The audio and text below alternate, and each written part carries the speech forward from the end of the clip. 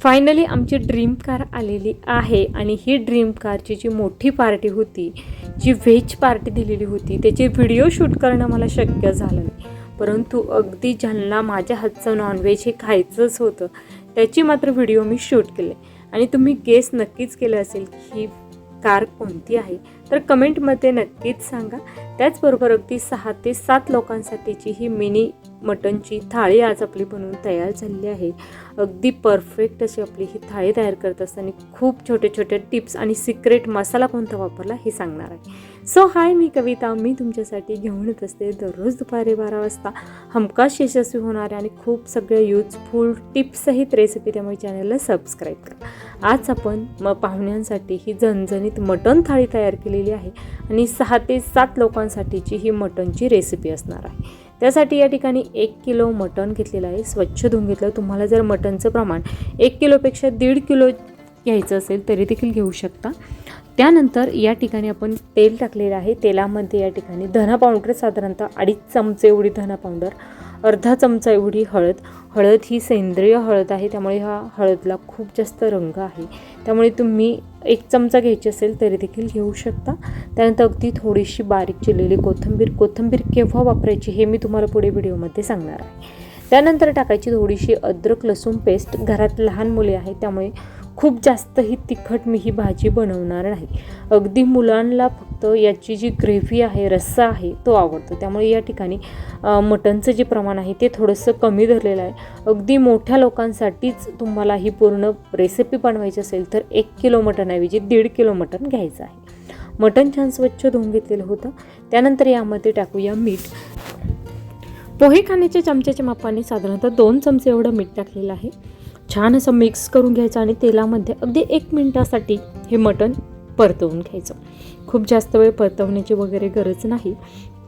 तुम्हाला जर पटकन शिजवायचं असेल तर झाकण ठेवून तुम्ही हे अगदी 10 मिनिटासाठी यामध्ये स्टॉक तयार करून घेऊ शकता. त्यानंतर शिजवू शकता.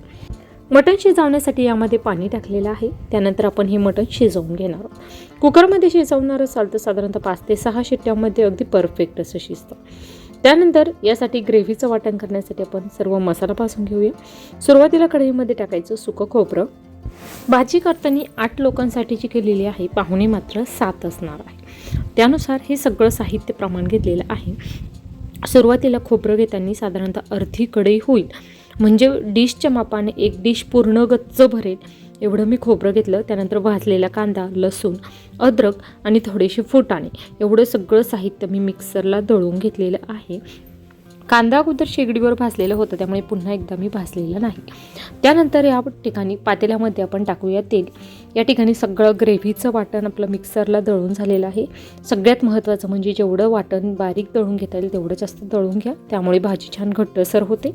त्याचबरोबर मटण देखील छान असं शिजलेलं आहे. मटण शिजण्यासाठी मला साधारणतः 45 ते 50 मिनिट एवढा वेळ लागलेला आहे.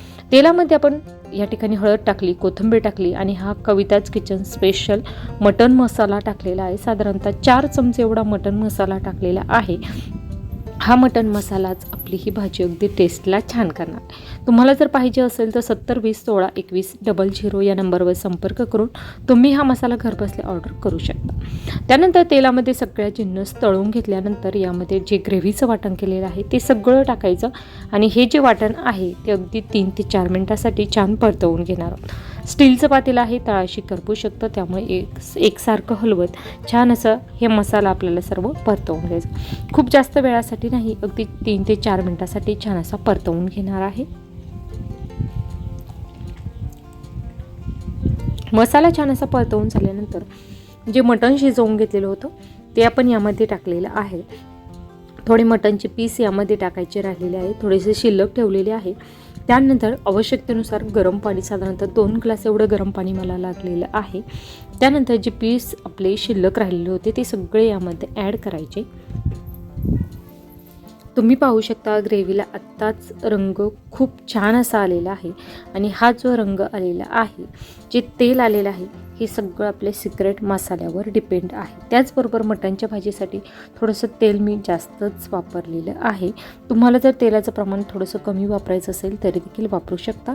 हे पहा, परफेक्ट अशी दाटसर कन्सिस्टन्सीमध्ये ही भाजी ठेवलेली आहे. शिजल्यानंतर ही आणखीन थोडीशी दाटसर होणार आहे. त्यानंतर यामध्ये टाकूया थोडंसं मीठ. आता या ठिकाणी अगोदर शिजवण्यासाठी आपण भरपूर मीठ टाकलेलं होतं, त्यामुळे आता आपण आवश्यकतेनुसार मीठ टाकलेलं आहे. त्यानंतर मंद आचेवर छान अशी 15 ते 20 मिनटं ही भाजी शिजवून घ्यायची. भाजी छान अशी शिजत आहे तोपर्यंत तुम्ही जर चॅनलला सबस्क्राईब केलं नसेल तर सबस्क्राईब करा. आणि 20 मिनटं छान अशी भाजी शिजवून घेतल्यानंतर तुम्ही पाहू शकता खूप छान परफेक्ट रंग, त्याचबरोबर सुगंध देखील या भाजीचा छान असा येत आहे. तुम्ही चॅनलला सबस्क्राईब केल्यामुळे दररोज दुपारी 12 वाजता येणाऱ्या प्रत्येक रेसिपीची नोटिफिकेशन तुमच्या मोबाईलवर येईल. वर्षभर आपण एकही दिवस सुट्टी न घेता दररोज दुपारी 12 वाजता एक नवीन रेसिपीज पाहत असतो. त्याचबरोबर रेसिपी आवडल्यास लाईक करा, जास्तीत जास्त शेअर करा. आणि हो, उद्या दुपारी 12 वाजता कोणती रेसिपी माझ्या चॅनलवर तुम्हाला पाहायला आवडेल हे कमेंट करून नक्कीच सांगा. तुम्हाला ही रेसिपी आवडली असेल तर जास्तीत जास्त शेअर करा आणि हा मसाला एकदा नक्कीच ऑर्डर करा. खूप छान अशी भाजी तयार झाली आहे. पाहुण्यांसाठी ताटे देखील सर्व माझी तयार झालेली आहे. अगदी वेळात वेळ काढून तुम्ही माझी ही रेसिपी शेवटपर्यंत पाहिल्याबद्दल धन्यवाद. पुन्हा भेटूया उद्या दुपारी 12 वाजता अशाच नवीन रेसिपीसोबत. तोपर्यंत धन्यवाद.